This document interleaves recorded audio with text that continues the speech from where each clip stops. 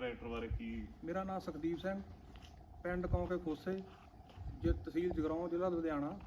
ਤੇ ਅਸੀਂ 2023 ਦੇ ਵਿੱਚ 5630 ਖਰੀਦਿਆ ਸੀਗਾ, ਨਿਊ ਹਾਲੈਂਡ 5630 ਸਟਾਰ ਆਟੋ ਵਾਲਿਆਂ ਤੋਂ।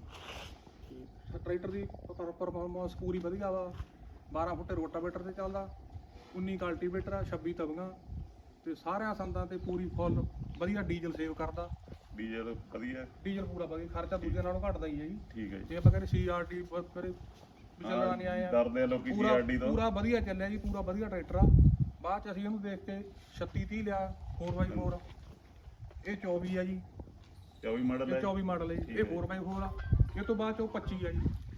ਉਹ 25 ਉਹ 2 ਵੀਲ ਆ ਜੀ। ਹਾਂਜੀ। ਤੇ ਹਾਲੈਂਡ ਦੇ ਟਰੈਕਟਰ ਸਾਨੂੰ ਸਾਰੇ ਹੀ ਵਧੀਆ ਲੱਗੇ ਜੀ, ਪੂਰੇ ਵਧੀਆ ਚੱਲਦੇ।